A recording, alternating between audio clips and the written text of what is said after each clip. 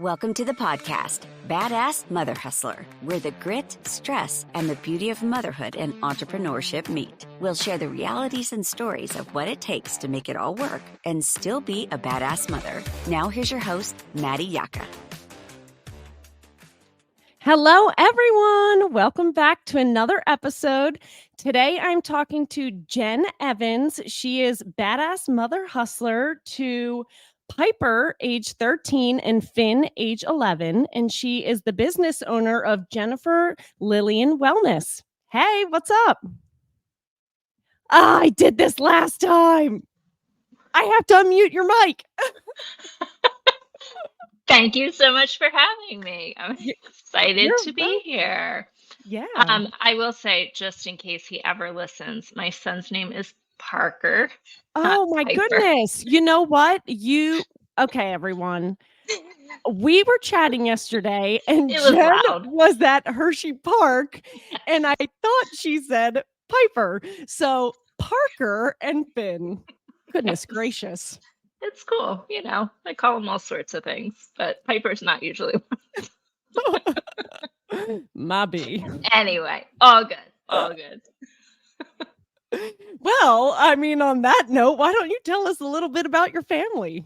Yeah, absolutely. So, like you said, I have two boys. Parker is 13 and he loves ice hockey, which keeps us super busy in the winter. And my son Finn is 11. He got into lacrosse this year, which has been fun to see him finally find something that he actually enjoys. My husband Matt and I have been married for it'll be 17 years in December, but we've been together since junior year of high school. So 24 years this September, which is just crazy to think about. That's like me and my husband. Oh, really? I didn't. Yeah. Did I know that? I don't know if I knew that. I don't think so, but yeah, cool. Fun. Yeah. For the high school sweetheart gang. Yes. There's more of us out there than I think we realize. Yeah, there really are. There are a lot. Yeah. So I don't know. What else do you want to know about my family? What do you guys like to do in your spare time? Yeah, well, we are running around to sporting events a lot. That definitely takes up a lot of our time. But like you said yesterday, we were at Hershey Park. And this was the first year that Finn actually wanted to get on the roller coasters, which was really nice because Matt and I, in high school, that's literally what we did every summer. We had Six Flags season passes and so to have kids that are not really into it. I'm like, what do you mean?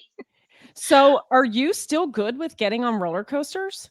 Oh, no, it's terrible. I said today I have my Hershey Park hangover and we'll get to this later, but I don't drink. I had such a headache today and it's bad. I have to be super hydrated and eat a ton of carbs the entire time while I'm there if I want to feel Yeah, decent. I don't know what happened to me, but probably 8 years ago at the Cecil County Fair, I got on the Gravitron. You know that. Well, that was your first mistake. I can't do that. I used to be able to do all of that, and I got off, and I thought I was gonna die. I'm like, at what point in my life did it go from I can do rides to I can't do rides? Yeah. I mean, there is something that happens with your inner ear. I think the fluid in your inner ear changes or whatever. So it's a thing, but also I feel you. And I know what I can and can't do. And spinning is not something I can do. Even we have a rocking chair that spins and sometimes my kids will turn me half a turn and I'm like, please stop. I'm gonna vomit. I can't do this. Yeah. So, I'm like, okay, I guess I'm not the fun mom that can ride the teacups at Dutch Wonderland anymore because that's gonna make me sick. Yeah. Matt takes Dramamine, the non-drowsy kind, and that seems to work for him. But hydration is very important. You have to stay hydrated to prevent motion sickness. So that's my little things I need to keep in mind the next time we're at some rides. Yes. So when you started your business, which is a coaching business, correct? Mm-hmm. Yes, ma'am. How old were the boys? Well, they were pretty old because I just started about a year and a half ago. So 10 and 12 or 9 and whatever, 11. Yeah. And so before you started your business, what was your job? Yeah. So I am a nurse still. I've been a nurse for 18 years. And it's funny, I think when I was kind of preparing for this, I was thinking about even though my business is relatively new, I've always kind of worked as an entrepreneur in that, like, I've made my own rules and made work for me. So I worked weekends for basically my kids' entire lives until about 2 years ago. I worked weekends and that worked well for us for the time because I never had to worry about childcare and like I got to be a stay-at-home mom and work, right? It was kind of like the best of both worlds. Until it wasn't. Till I got to the point where it was like I was missing parties and family functions and like my husband and I, our relationship was just put totally on the back burner, right? Because it was like, you're with them on the weekends, I'm with them during the week. Where is the time for us? I don't Yep. know. Yeah. Yeah. So, there I go with the "so" again. We talked about that before we hit record. It's What like totally fine. Totally. What was the breaking point for you wanting to be around on the weekends? I Yeah. mean, that's a long time to work every weekend. Yeah, it was. And I mean, I did cut back. I guess during COVID, I like scaled back and was just doing 2 weekends a month. And then kind of supplementing with a couple, like a day or two during the week. Um, but I hated that too because 12-hour shifts in nursing, like it wasn't working for me anymore. Um, I had known for a while that I wanted to do something different. I worked in labor and delivery and I absolutely loved my patients, but there was just this like voice inside of me that said, this isn't it, right? There's got to be something different. Um, and in basically a 4-month span, I decided to break up with alcohol for good. I quit my job and started my business. Well, damn. Go big or So go home. lots of life changes. And I mean, it was an evolution over time, right? Like that didn't, even though those things happened in a short period of time, there was a lot kind of leading up to that. And I would say it really started during COVID, where, the world kind of like shut down. And I got to really take a step back and evaluate, okay, I've done all these things, right? I've checked all the boxes. My life looks kind of picture perfect from the outside, but it doesn't feel that way on the inside. Um, so prior to COVID, I was also a Group X instructor. Like I taught body pump. So I've always been really into health and fitness. And a friend of mine reached out when COVID happened and was like, you should be a beach body coach. And at first I was like, no, thank you. I don't want to do that. Like direct marketing, whatever. No. But she was like, well, you get a discount and like all these things. And I was like, okay, fine. I'll do it for the discount, but like I'm not doing anything. And then as I got more involved with the company, they're really big on personal growth and development and mindset. So I went kind of on my own personal journey. And while I did ultimately end up helping people with their health and fitness. What I really recognized was what I wanted to help people with was their mindset and really looking at their thoughts and how like we keep ourselves stuck, how we cause our own drama and suffering, and that like it doesn't have to be that way. So I don't know that there was like this one thing, but there were definitely lots of seeds planted along the way. And then in November of 2022, I went to an in person. One of my mentors is Brooke Castillo. She runs the Life Coach School, and she was having like an in person event.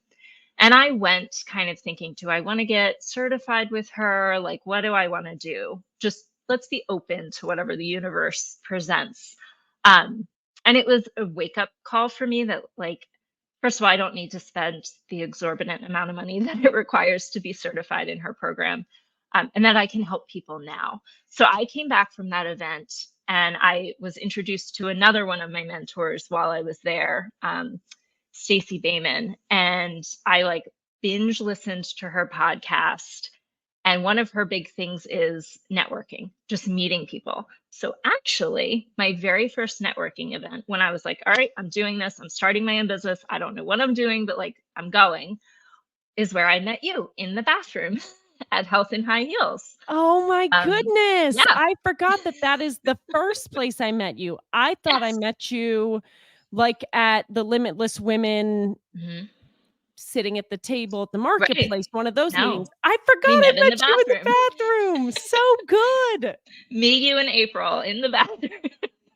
You guys were trying on clothes, and Some of I the was trying to best like get my meetings shit are in together. the bathroom. So true. So yeah, that was like my first event, and it's just kind of, grown from there. Um, so I feel like there's the so again. If I call it out, I won't do it. I feel like um a lot of people I've been talking to recently, COVID has had an impact on where the next part of their life goes. Yeah, I would totally agree with that. I think that obviously there was a lot of bad, right? A lot of loss and pain and suffering that came from COVID. But for me personally, it was such a turning point and just really that opportunity to slow down and really look at like, what are my values, right? And how am I living my life in alignment with them? And how am I not? And, you know, one of my big things that I work a lot with clients on and just people in general is this idea of like not living life on autopilot, right? Not just going through the motions, but really like being intentional and thriving, right? Not just kind of surviving. And I recognized that again, everything looked good on the outside, but I felt like I was just kind of checking the boxes. And so, yeah, it gave me that opportunity to be like, okay, something's got to give here. And it took me a little while, right, to actually have the courage to like quit my job.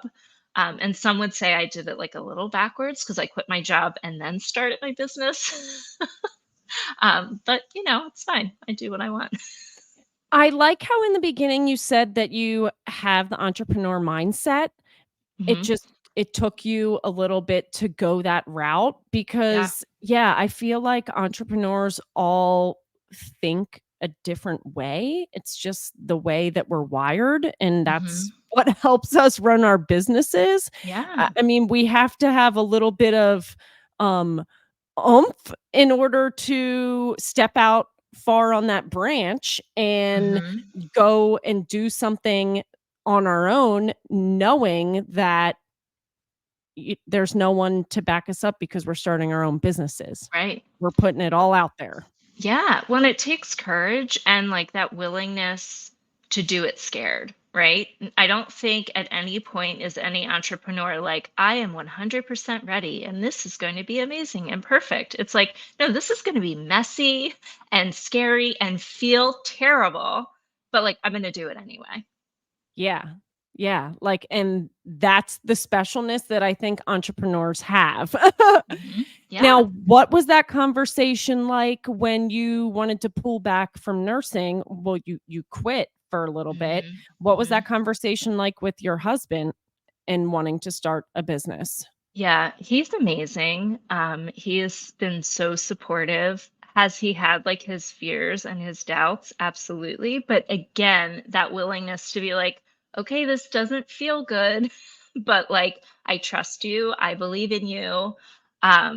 So yeah, he again, like he's like, really?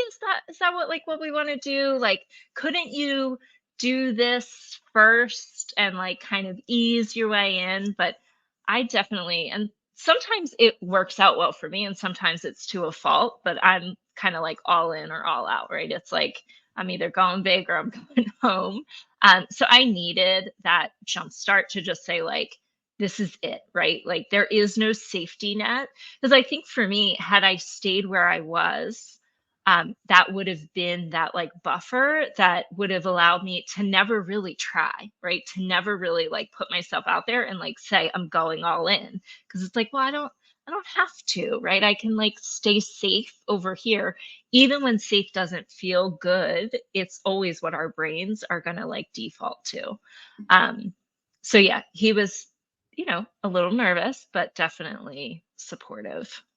And I mean, your kids are older than some of the other entrepreneur moms I've spoken with that have started Mhm. their businesses. What were your kids' thoughts? Or Um, or how did you explain your new business to them and like what it was like?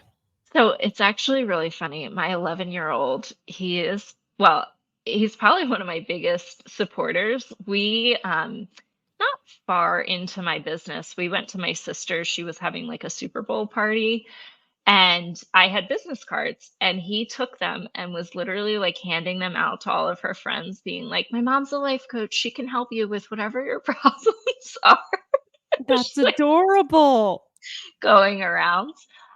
So, they've been good. They don't really ask a ton of questions. They see. Um, and it's a little bit of a struggle because in our house, I really try to be mindful of like screen time and things like that. And so it feels a little hypocritical when I'm like, "You guys got to get off your devices." And they see me on my computer like all the time. So that can be a challenge. And if we think about, you know, what's been one of my greatest struggles, it's definitely been creating boundaries, right? Having that, like, this is work time and this is family time, and really separating those two because it's so easy to bleed, right? With technology and Mhm. with how COVID had people working from home, I think getting back to the spot where there are boundaries now Mhm. is so hard because people expect things right away. Yeah. So it's like, "Oh, man, if my phone's not with me, like, I'm going to lose that lead, or if I don't answer someone quick enough, Mhm. like, they're gonna go reach out to someone else to show them a house," if it's, like, a new Sure. lead for us, Right. and it's just yeah, like, I agree with you. This year, I have been working on setting boundaries because my Because family is what comes first. Right. And and again, I think it comes back to that fear, and like our brains are hardwired for fear, right? Because it literally keeps us safe. It's part of our survival mechanism. Um, but to really take that step back and ask, like, at what cost, right? What is it costing me to be on and available 24/7? Like, yes, I might get that lead, but what am I losing? Because nothing is without a cost, right? And just really being willing, like, I don't know what's right for you, right? Like, only you get to decide, but taking that time to think about it and be intentional and really like your reasons, right? And like feel like, yes, this is in alignment with my values.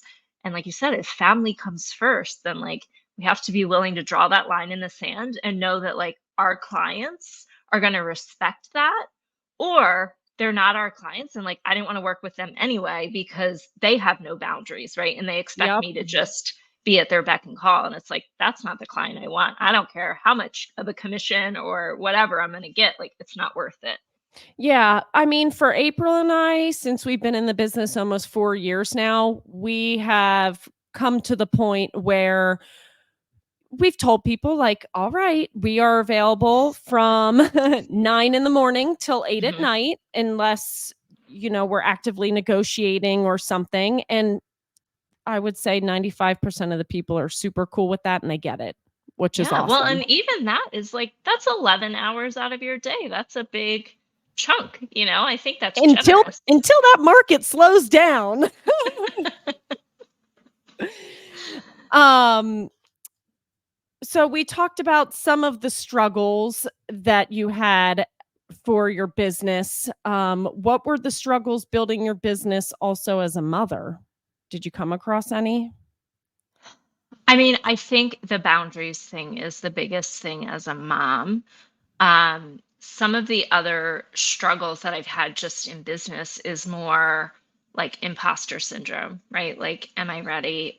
Can I actually help people? Like, and that perfectionism coming in of where it's like, I don't want to show up until it looks perfect and whatever. But I've had to just kind of let that go. And I think that if you want to be successful as an entrepreneur, like I said, you have to be willing to show up and do it messy and do it scared and like just do it, right? Don't Because overthink. right. Do not overthink. And again, I think it comes back to that idea of like your people are going to appreciate that way more, right? Nobody wants to see perfect because then they're like, it's not relatable.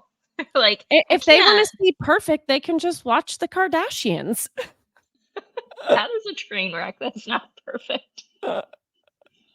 But yeah, it's like I think we get in our own heads and think like it has to be perfect and it has to look this certain way and like but that's not relatable because nobody's perfect, right? So just being willing to show up authentically. Yeah, and don't judge yourself so hard, so Hmm. harshly. For Like, sure. yeah. Yeah. So, if someone, wanted to so you're a life coach, Yeah. what type of clients are you helping? Or what Mhm. do you specialize in? Yeah. So I feel like I kind of specialize in two things. The first is transitions. So whether somebody feels stuck or I guess they feel stuck, right? They know they want to make a change, whether it's in their career, their relationships, their health, right? But they just either they're letting that perfectionism get in the way. They think like they need the perfect plan before they get started, or they're just really have no idea, right? They're like, I don't even know where to begin. Nothing even feels possible for me. I think back to when I was thinking about leaving nursing and I was looking at other nursing jobs, right? And it was like, this is just going to be more of the same in a different environment. Like, I like my patients and I don't want more of the same. I want something different. So, but I couldn't even imagine what was possible, right? So really allowing and holding the space and challenging people to think about like what is possible and getting that clarity on like what do you want, right? What are your values? What is most important to you? I think because most of the time we feel burnt out because we're trying to like do all these little things hoping to like find the thing. And a lot of the work that I do is really helping my clients to look within, right? To find that peace, that calm, that joy, like whatever they're seeking, to know that like it comes from here, not out there somewhere. Um, so yeah, so that's kind of the big thing is transitions, whatever that means. And then what's the Real other quick, thing? as a life Yeah. coach, are you meeting with people in person? Are you meeting with them on Zoom? And are you kind of guiding them through questions so they can find the answers that they're looking for? Yeah, that's a great question. So I do all of my sessions virtually. So I really like that because there's less friction, right? Like it doesn't matter where you live. I can meet with you. So that's been really beautiful. And then, yeah, it's a lot of what I do is asking questions and not necessarily like specific questions. Like I don't have a list of questions that I go through. It's very individualized and really helping people to discover their own truths, right? To really like tap into, like I said earlier, what is right for me may not be right for you, right? And I don't know what's best for you. I am not coaching for me is not about giving advice, right? I might be able to share an experience or something to relate and like give you a different perspective. But for me, coaching is really about asking the tough questions and really getting you thinking for yourself, right? Like And really, self-discovery. yes, it's all about self-discovery for You're sure. the guiding light. Exactly. Has anyone ever said that? Has anyone ever I put it think that way? so. Mm-mm. Yeah, Yeah. I don't that just kinda popped into my head. Yeah, I love it. And it's true, right? I am not dragging you through the woods. I'm lighting the way so that you can kind of find that path on your own. So yeah. Yeah, people have already hit enough obstacles, and by the time they come to you, they might be stuck, so you're just Yeah. helping clear the way. Yeah, and I do think it's really valuable to like differentiate. I think a lot of times people hear life coach and they're like, I don't know, my life's pretty good. And it's like, okay, your life can be amazing, but you're ready to like go to the next level. And, either you're standing in your own way with fear or doubt, or like, there's just some sort of block, there's some sort of disconnect. Yeah, that's when you call me. Yeah, that's awesome. S You've been able to balance a little bit your business with being a mom, it sounds like, because you're able to do it virtually, which is Hmm. great. Yeah. Uh, it When do you normally meet with people? Is it during the school day or in the Yeah. evening? It's during the day, and now that like summer's coming, I'm kind of having to look at what is that going to look like? What do I want it to look like? A lot of building my business too is networking, right? And I go to networking events during the day. I try to avoid evening ones, or I don't try to avoid them. I try to limit them, just because like that's my family time, right? Like my kids are older now, so they're in school all day. So for me to then leave at night, like it doesn't feel great, right? So I feel yeah. ya because I was invited to a networking event recently. It was last week. It was kind of last minute, which is cool with me, Hmm. invite me to whatever. I'll try to make it when Yeah. I can. But I said to the lady that invited me, I said, I already was out once this week and Hmm. I just need to pass on this because of family time. Yeah. There are some times where I might not be out at all during the week, but there are some times where I am out 3 nights a week showing houses, and that's Hmm. lost time with my family during dinner. I might make it home for bedtime, so Hmm. I try to keep the networking events, I try to do it during the day, but if I do anything, it would be maybe once a week. Yeah. Yeah. And I think again, deciding for yourself, right? Like what are your boundaries? What feels good to you? And one of the things that I'm really big on is evaluating, right? Constantly kind of checking in, because something that served you 6 months ago may not still be serving you still, right? So is it like a lot of the networking events when I first started out were like weekly, right? And I was going weekly. And in the beginning, I found a lot of value. And then as time went on, it was like, I'm not actually getting value from this anymore. And so I'm not going to go, right? Like Yes. part of my brain was like, but you have to go because you need to. And it was like, no, like I'm not going to do that. I get Our to our decide. time is valuable. Yes, it's And in very some valuable. instances, time is money. Right, right. And exactly, like if I'm doing this thing that I don't really see a ton of value in and doesn't feel good to me, what am I giving up, right? How could I be investing that time and that energy somewhere else that actually has a return on investment, or, just feels good, right? Like sometimes the return on investment is just that it's enjoyable. Yeah, yeah. M So God, there I go again. I gotta Google a different word, a different placeholder word. Deep breath. Be Being an entrepreneur mom is stressful at times. It can be overwhelming. What do you do to find time for yourself and recharge? Yeah, such a great question. I require a lot of me time. Like I really thrive on, I don't know, 4 hours a day. It's like my ideal. But I like to work out. That is something that like I do because I want to, not because I have to, right? Same. Um yes, it feels so good. It gets those like endorphins flowing and like the good stress hormones, and it's good. And you just feel better, right? You feel more confident and all the things.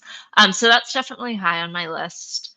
I love music. So anytime I'm feeling a little like wound up, I definitely am gonna throw on some music. And I do like to meditate and focus on my breath and things like that. I love to read. So that's always something that kind of helps recenter me.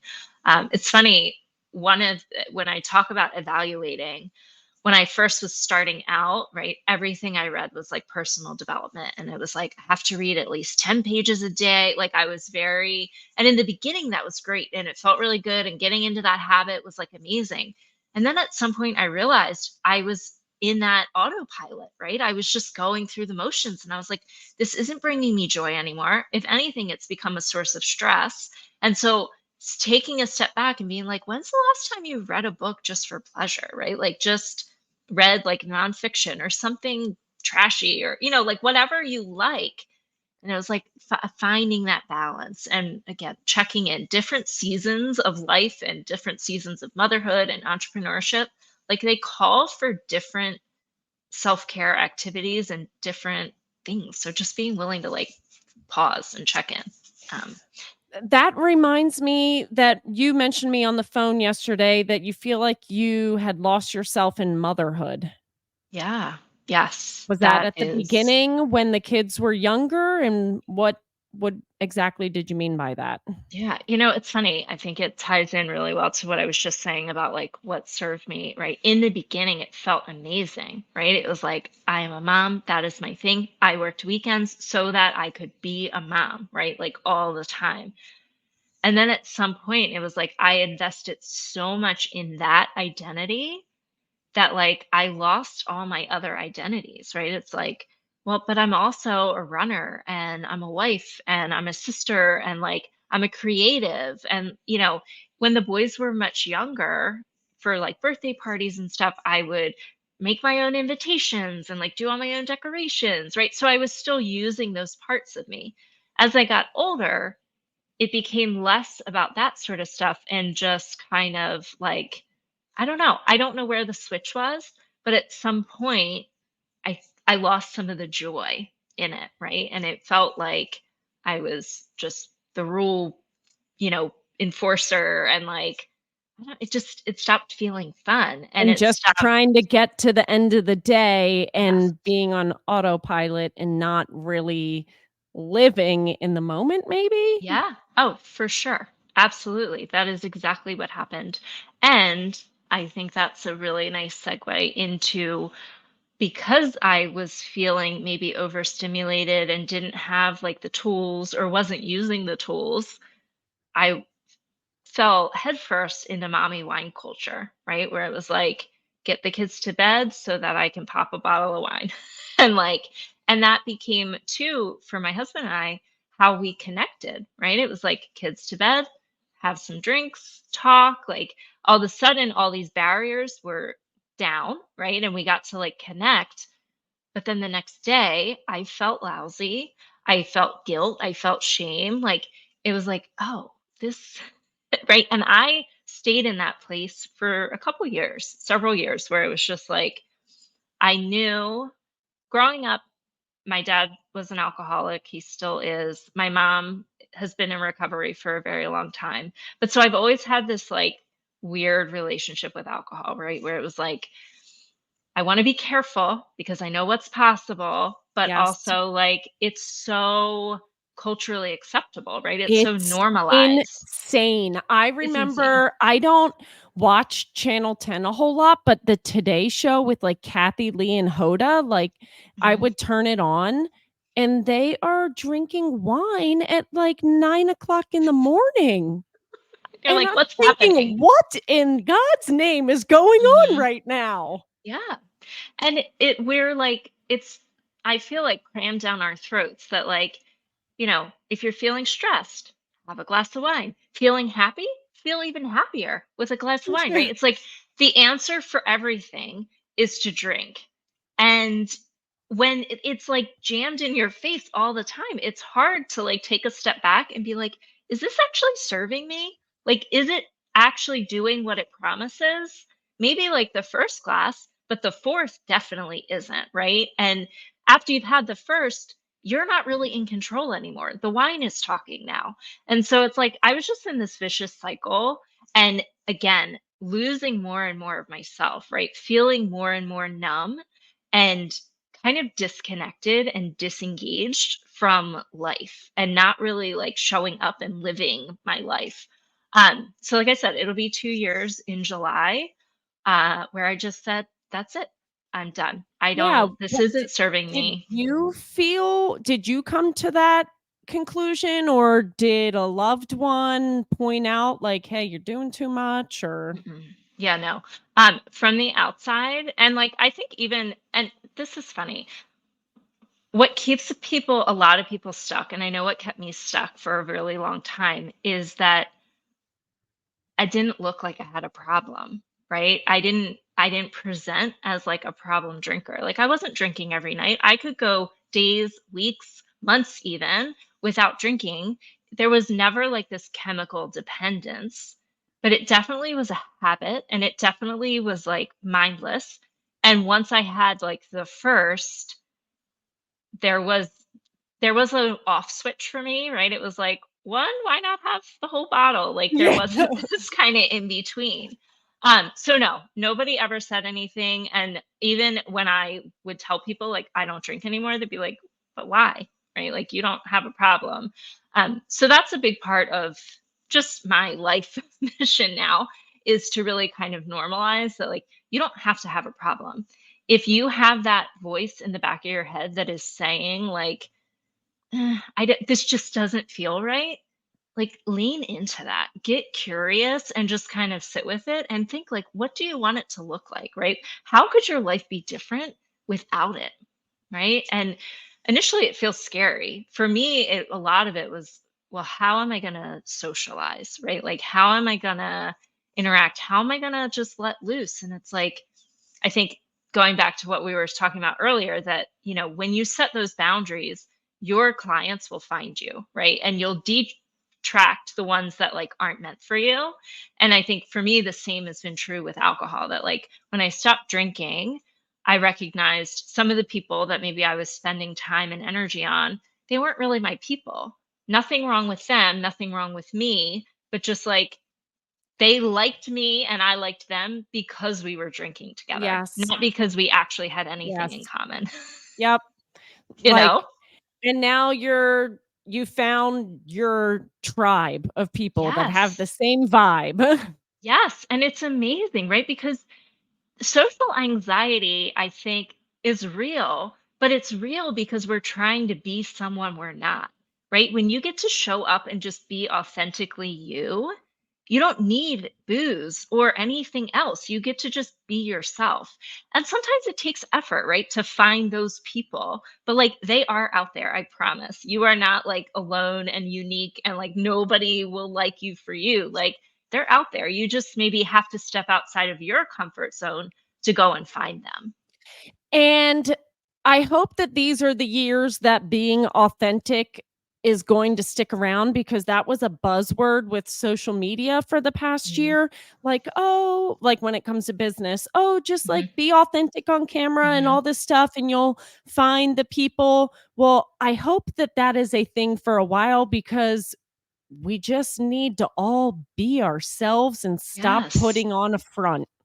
I totally agree. And, to circle back to like struggles in business, that has been one of my biggest struggles is marketing authentically, right? I am not one, even though I did do it and like it wasn't uncomfortable for me necessarily to like show up and post videos and like go live. I didn't have any problem doing that except for I had a really hard time creating those boundaries where I felt like I had to document every little thing, right? I had to like tell people what I was eating and what I was reading. And it's like, this is not relevant. And it's not how I want to live my life, right? This does not, if that works for you, amazing. Like have at it. Build that no like trust factor like through the moon. Amazing. But for me, it didn't work, right? It was like in direct contrast to what I was trying to tell people of like live in the moment. Well, in the moment, I'm on my phone all the time, right? That's not living in the moment for me. And so finding and evaluating as a business owner how am I going to reach my people? How am I going to build and grow in a way that feels true to me and allows me to like be the kind of mom that I want to be and be the wife that I want to be and all that. And this platform like podcasting and blogging, it's like, oh, that feels so much better, right? It just feels good versus trying to force something that doesn't. So yeah. Yeah. I mean, we touched on a lot of awesome stuff today, but I think that the theme of this episode would probably be boundaries. Yes, they're so And important. yes, Boundaries and like authenticity and evaluating, right? Like checking in, not just going through and doing something because like you think you should or because it used to work, but really checking in and like, is this still working? Is this really still serving me? I'm just taking notes because I'm thinking about what I'm going to name this episode Love when I it. put it out there. So we are towards the end of our time. So I want to get us switched over to our rapid fire 5 and 5. Love it. Now, my previous question was, how do you recharge? But what I Hmm. want to know right now is, what does your ideal chill day look like? Yeah. And I laughed when I read that question because I don't like to chill. My husband could like sit and watch movies all day, and that would be his like ideal day, right? And that to me is a waste of time. Oh my goodness, our husbands should get together. You know how many times he's seen Independence Day? And I haven't seen I it once. don't get me wrong, I do appreciate a movie and like, but for the most part, that's not what I want to do. So my ideal chill day, it has me time, right? I get to work out, I get to read, I get to just kind of not have to do anything, right? I get to decide like this is what I'm going to do. It would probably involve some sunshine because I definitely feel better with that vitamin D. A nap was always a nice thing, a little and yeah, just to be able to do whatever I want, right? To not have like I have to do this would be perfect. No to-do list to tackle, just go with the flow. Well, as I say that though, I hate having a day with no plan if other people are involved. So like if I'm alone, yes, just give me the day, let me do whatever. But if like there are other people, then I want to know what we're doing. I agree. Yeah. Yes. No giant surprises. Right. Right. What are you currently reading or listening to? Yeah. I can apparently not just read one book anymore. I have to have like at least two, if not three going. So I'm listening to Chillpreneur by Denise Duffield Thomas. And she's a money mindset coach, and I've been enjoying that. She has like, if you listen to the book, she has a whole download of questions and like this whole bonus that seems like very valuable. So very might be worth checking out. And then I am reading The Perfectionist Guide to Losing Control by Catherine Morgan Scheffler. I've actually read it once already, and I'm rereading it with my highlighter because it's just been very liberating and amazing. And I highly recommend it to anyone that identifies as a perfectionist. And then for pleasure, they're all for pleasure, but like purely just pleasure, Yes. I am reading The Last to Vanish by Megan Miranda. I have not heard of that one. So I just started it, and I will say, I don't know if it's her writing style or what, but I'm really enjoying it. I'm fine that I'm reading it quickly, whereas like the last couple like nonfiction books I've read, I've enjoyed, but I haven't been like, oh wow, I'm already 100 pages in. So Is it paperback or on a Kindle? it's paperback. I am a paperback girl for sure. I'm either Same. listening or I'm reading. I don't like reading. Did you get it out of the library? I did. Oh, darn it. I was going to ask for you to pass it to me, but I It's guess I'll from the get it out of the library library. when I'm done with it. What's your favorite app or tool you use as an entrepreneur, a mom, or as both? Oh, yeah, it's both. And it's my Google Calendar. I couldn't live without my Google Calendar. It allows me to, create events for me and someone else to Zoom with my clients, keeps the kids' stuff all scheduled. It's a lifesaver for sure. What's the song you blast the shit out of if entrepreneur mom life is too much for you that day? So I really like to get into my feels. So sometimes I will like sing and dance, but usually it's like I want to like cry or feel very soulful.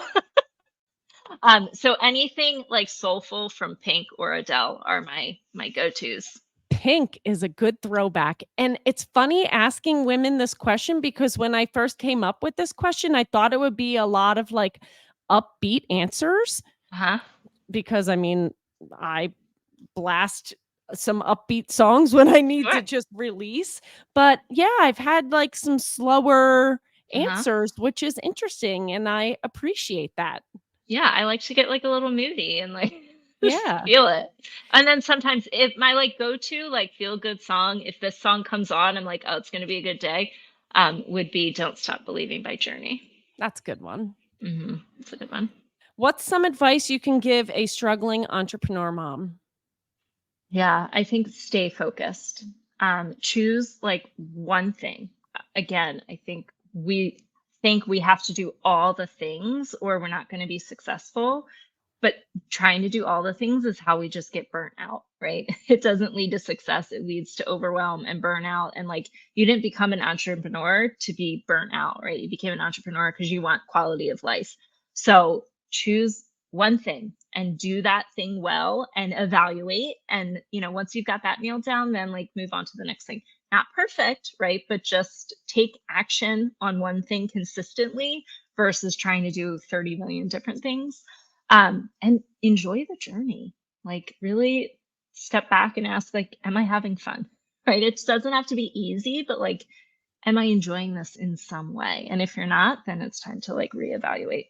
Those are some 2 absolutely great pieces of advice Thank you. because, yeah, I mean, I couldn't agree more with just don't split yourself 1,000 different ways. Mhm. Just focus on one thing, and it Yeah. doesn't have to be perfect, just like you said. And one of the things that I always like to say to myself and to my clients is like, if you can't be happy here, you won't be happy there. So we often think like, once I get to this place, then I'll slow down or then I'll finally be happy. But like, that's not true because you'll still be you when you get there. So it's like, you have to learn how to be happy where you are if you expect to be happy at some other goal. Yeah, I agree with that. If people wanted to reach out to you, what is the best way Mhm. for them to get a hold of you? So my website is jenniferlillianwellness.com. That would probably be the best. I am on Instagram, same thing, Jennifer Lillian Wellness, all one word. Yeah, one of those two ways would be the best. That is awesome. Thank you so much for coming on the podcast today. I really enjoyed talking with you. And I think that we talked about some really awesome, important things for entrepreneur moms. I agree. Thank you so much for having me. This was fun. You're welcome. And everyone, I would like to leave you with one quote. You are built to handle that pressure that comes with your calling. So, with that in mind, this is goodbye until next time. Thank you for joining this episode of Badass Mother Hustler. If you loved this episode as much as we did, and it left you feeling inspired and empowered, give us a quick like and subscribe, and we'll invite you back to our next episode. And be sure to share us on your socials and visit our Instagram, Badass Mother Hustler Podcast. We'll see you next time.